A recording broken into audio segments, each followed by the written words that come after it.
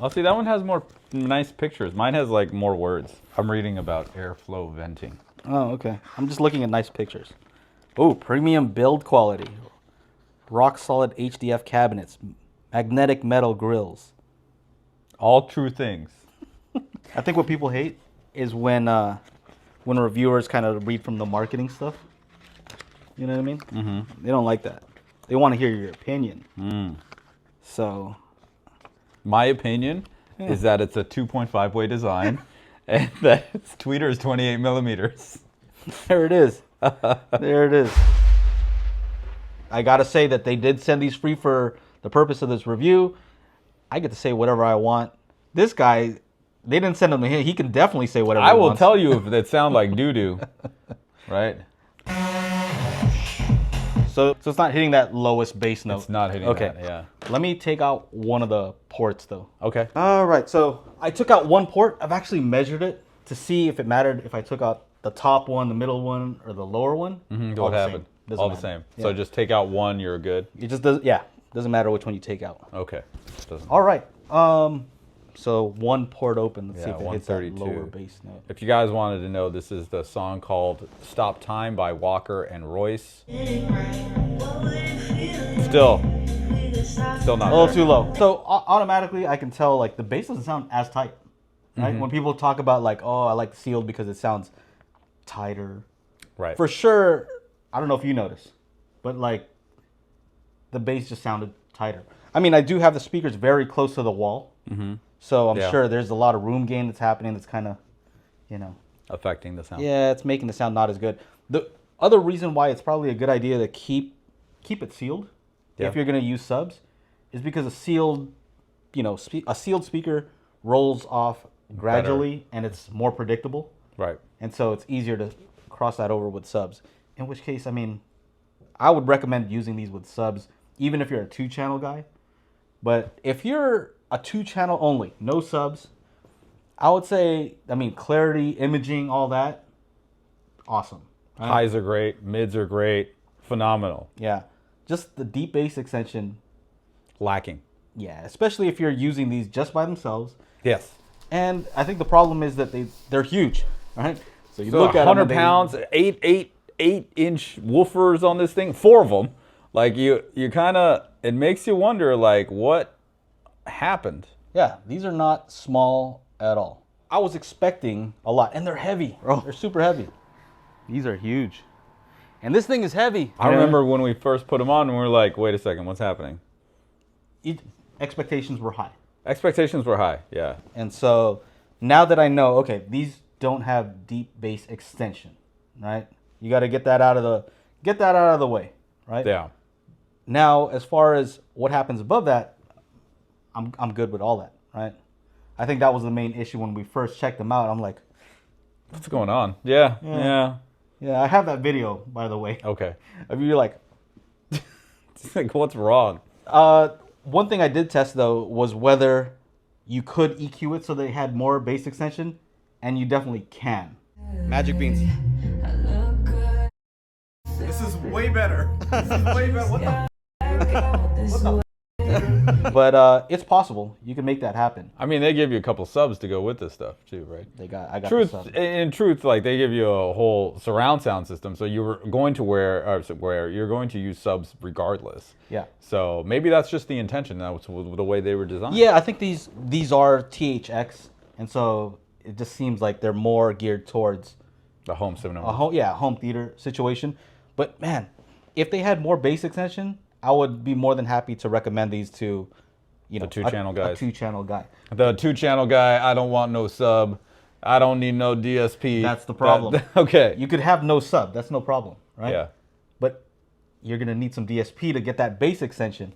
Unless you're listening to music that doesn't have much bass, I'm sure you'll be fine with Classical. You know, I used to listen to a lot of organic instruments with female vocal or male vocal or something like that. it. Nothing. Yeah. As far as build quality though, Oh my God, top notch. yeah, they look nice, man. I mean, like they're the type of speaker that I would want to like dust off. Like I don't want dust on the top of this thing. Yeah. You know? Dude, and these in white.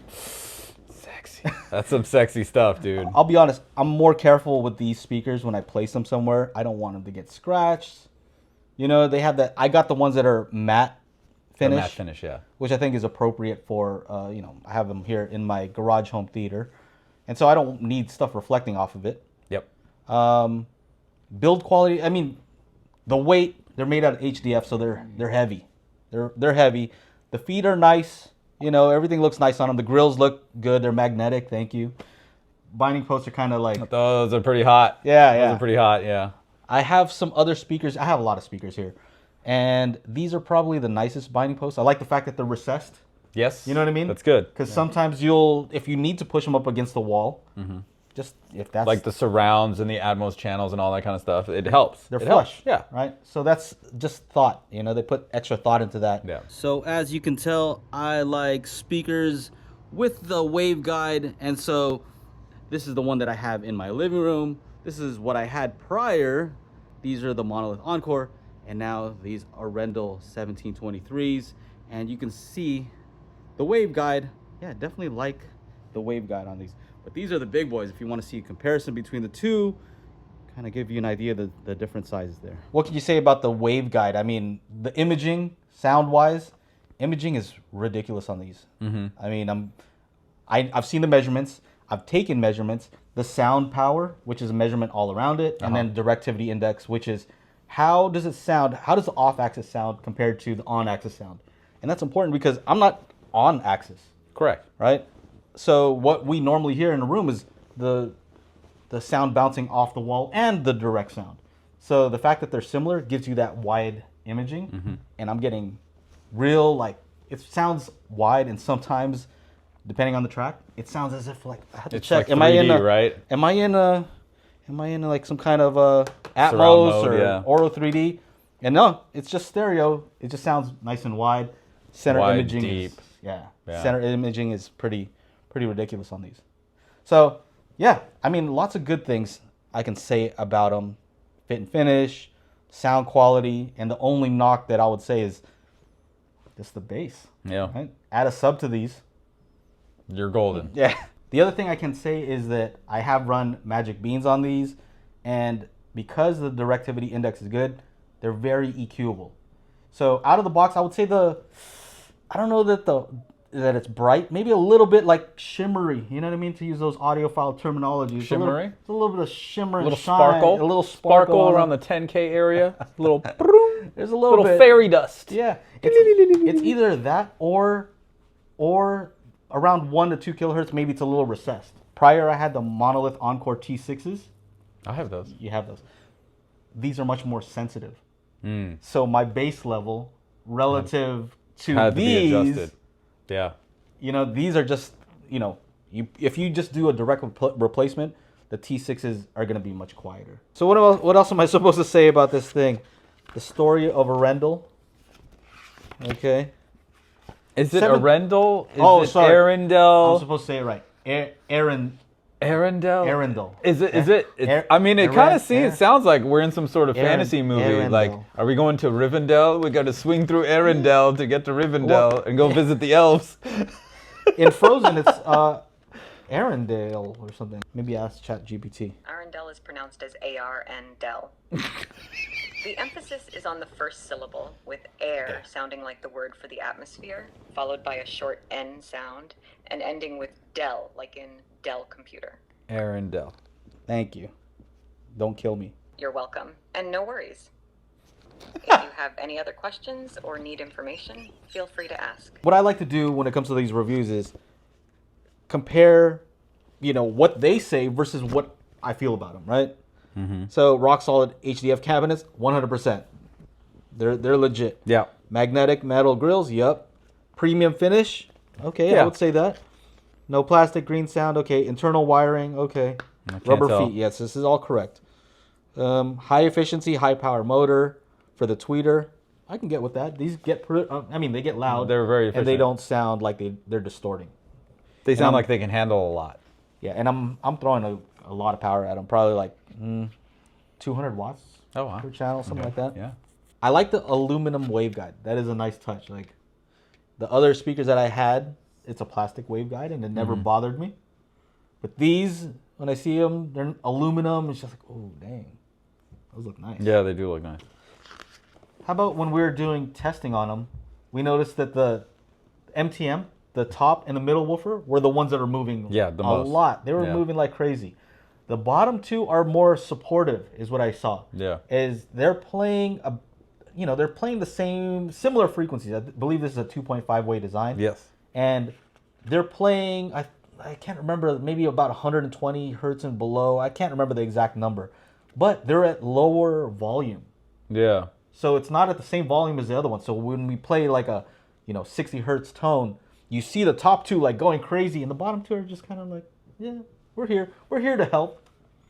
Kind of, I thought that was interesting. I would expect the bottom ones to be the ones that are going crazy. Yeah. 28 millimeter, what is that? Looks like a 1-inch tweeter. The crossover frequency is 120 hertz. Okay. Sensitivity 92. So that's a big difference compared to the other ones that I had here. 85 I think, or something. Yeah, around 85, 86.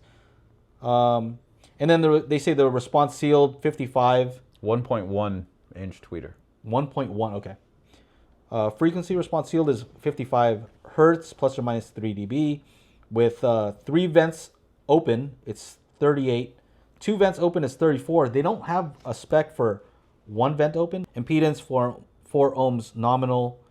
And break-in 50 hours. Oh, maybe that's what I messed up. I didn't break them in. Recommended amplifier up to 500 watts. Damn. Well, I mean, THX spec is like usually like 400 watts. Up to 500 watts RMS. It's a lot. That's a lot of power. You know, it's also interesting, and I don't know how much difference and why they did it, but it has an angled back baffle. So you see there's a little tilt back. Yeah. So they call that rake angle, if you want to know. So I don't know if that's what they call it, but that's what I call it. It's tilted back slightly. I don't know what that does exactly to the sound. Maybe it has to do with, I don't know. I don't know exactly what the purpose of that is. I am about on access to the tweeter, right? We're kind of right in line with it. So this is kind of our view here. So you can look. If we turn it around. Tweeters are like at ear level, I would say, yeah. About right. So yeah, I don't understand the tilting back. I don't know what that does exactly. So right now, it's a certain distance from my back wall, right? But the bottom one's not exactly the same as the one above it and the one above that. Yeah. So maybe that's part of it. I'm not sure exactly. Maybe it's about time alignment. I was about to say, like a natural time alignment, because Focal does that. They put the bass drivers forward, like, and you can see it in the cantas, right? The bottom's out here, and then it comes up here to the tweeter, and it comes out again a little bit for that top. It's a whole like Wilson audio type of deal. Kinda, yeah, but not as extreme. So that could be the point of this, is that just having that natural time alignment. I mean, I'll be honest, like what it does, I don't know exactly. But I like it. It looks great, bro. I like it. It looks great. I mean? Like, they look great. Like, does it matter that it's tilted back or not? I don't know. I have other speakers that are, straight up and down, and these just look cooler. I like them. And I'm like, oh man, they look fancier. Anything else you guys want to know? I guess they can leave them in the comments below. If you like this style of review where we're just talking about them, I do recommend that you guys take a look at some of the measurements on these, like some of the CEA 2034 measurements, because these are about the same as I have the center channel, and the center channel is actually the same as the MTM. What do they call it? I think they call it the monitor. Yeah. It's just, the backplate is slightly different, but a lot of the characteristics are similar between the two. That center channel over there, right over there, that thing is pretty much the same. There it is right there. There's the other one. So similar dispersion. So, I mean, I would expect that though, right? I don't want my center channel to sound very different from my you want it to speakers. sound like pretty spot on. Yeah, timbrally, they are very similar. What else is there to say about these? Anything? I think that's it. Yeah, they're heavy.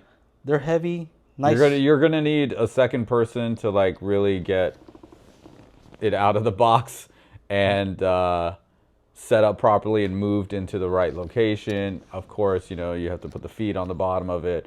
All the regular stuff. Mm-hmm.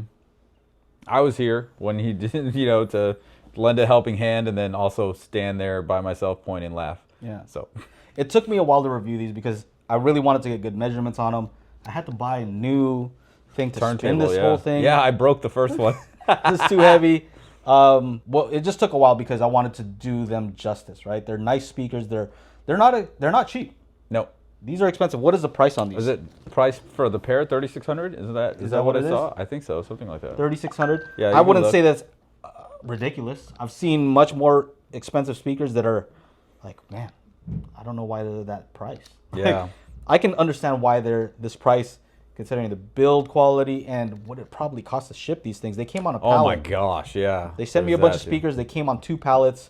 So all that costs money. Mm-hmm. Price. Price, Arendal. yeah. I think they're 1,800 each, and but you look it up, and then I guess the other thing to say is like comparing to other speakers, like these can handle a lot of volume, a lot of power at high volumes, prolonged periods of time. Like they are going to be with it. $38.99 a pair. I like how they say expected retail $7,799. I mean, that's reasonable, right? I think if they weren't direct to consumer, which they are, they would have to charge because people, you know, if you're a shop or a retailer or distributor, you want to make some money.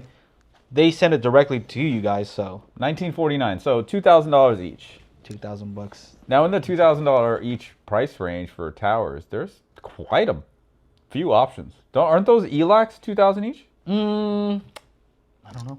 I think so. Unify reference. Unify Let me see. reference. They're supposed to be 1,200 each. Oh, 12. Oh, So those are okay. half the price. Here's what I can say. Build quality on those is pretty nice, right? It's a vinyl wrap. Yeah, it's not like this. It's though. not painted and all Yeah, that. Not like these. But they look pretty decent. They look good in my living room. They have more bass. I don't know that it sounds as refined as this. You know what I mean? I do yeah. like the concentric design and all that. Sounds nice and wide. It's pretty good. These are almost, I mean, right now those are on sale, so these are about twice the price. They have competition at this price point. Mm-hmm. You know, it's not like they're just standing on their own. Yeah, no competition whatsoever. no. It's not that. You can get some Martin Logans. You can get some Focals. You can, you know, for all you horny guys out there, you can get some Klipsch. What's that you're holding? Well, 5 and 10. What is that? This is important to say. Free shipping on these. So if you're shopping around, you know, other ones may be less expensive, but add in shipping, it might cost extra. These have I don't know why it says 5-year and 10-year warranty. What's what? Which one is it? 5 or 10 years? Why does it say both? Is it 15? Let's see, what does it say? Maybe it's asked. Maybe you're supposed to pick.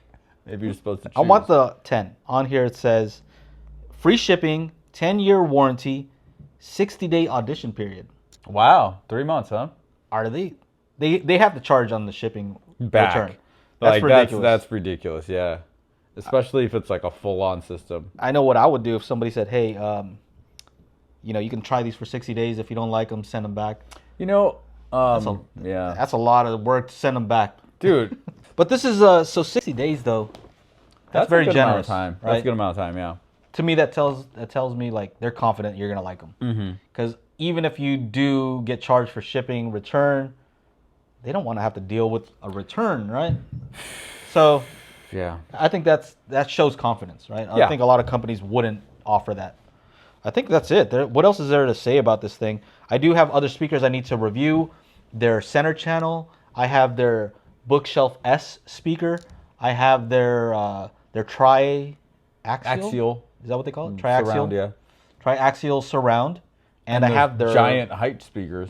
So Those are the biggest okay, height how about speakers. this? What size room would you say would these work in? I mean, this is a 20 by 20-ish. Yeah, 20 by 20 by 9. Yeah. And I think they get way more than loud enough for me. Right. So do you think you can get? So would you say small, medium, large? These would be better in a large room, right? Would they be better? I wouldn't put them in a small room. Oh well, for sure. Medium, for sure. Is this a medium space? Is this? I think this is taking considered medium. medium. Large is really like, Really big. multiple rows. This is THX. Is there a THX level of this? Which one is it? Dude, that's true. What certification of THX is this? What level? Yeah, because it's not Dominus. Not Is Dominus. it Ultra, Ultra 2, THX Ultra? Ultra. There it is. I like this style of reviewing because I don't have to pretend like I really know. I don't know all this stuff. Like I can't memorize it for every single speaker. And then you have to deliver to the camera without stopping or making mistakes. I don't know what voice that was, by the way. It's a Vincent Tio one, by the way. 3,000 cubic feet. Okay. 3,000 cubic feet is a 10-foot viewing distance. 3,000 cubic feet in size with a viewing distance of 12 feet from the screen. So I'm less than 12 feet. Yeah. Right. So if these are supposed to be back another 3 to 4 feet, So, you know, that's why you can put like a whole lot of power into them, huh? let's see. So what size is this room here? 20 by 20 by 9. So technically, this is above the. Okay. But I mean, dude, these speakers are huge. And like all the other speakers, like what are you talking about? 3,000 cubic feet. So I think this would probably be good in another like, dude, even if you had like another 10 feet back. Yeah. You know what I mean? How far am I from this? Let me see. 8 to 9 feet. Yeah. I'm sitting pretty close to them. So if I was back further, so do I? 3 feet, like I was saying, yeah. Dude, I think that these play more than loud enough. They're saying 500 watts RMS. It's gonna be ridiculous. And I guess it's the thing is it has to play clean. Yeah. And They will definitely do that for sure. I think that's why you don't get that deep bass extension. I think they wanted that Dominus, or not Dominus, the Ultra certification. And in order to hit that, you have to be below a certain threshold of distortion. Sure, right, for the volume level. Yeah, but I'm like, just let me have I don't mind it. I'm not playing it at those volumes anyway. Yeah. Those are super loud. Look, if I go to reference right now, just stereo, I'm not going to put it in. I'll put it in pure direct too. The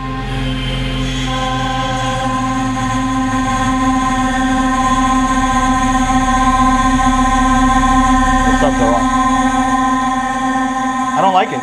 That's too loud, dude. That was just a few seconds. I'm not going to do that. And it wasn't even a loud part. Yeah, that was just... Dude, what are we talking about? I would never listen to that volume. I think that's it. I think that's it for this. Have more speakers to review. Make sure to check out our spatial audio calibration toolkit. We got to do that. Oh, yeah. Holiday sale. What's the code? Arendal 15. Arendal 15. Arendal. I know how to say it now. Arendal 15. Get 15% off of your order for the holidays. If you're interested in seeing a speaker that's similar to this, but much less expensive, take a look at some of my reviews of the Encore series. Much more affordable and still a very good experience. This guy knows. I have them. But yeah, that's it. Anyway, take care. Bye.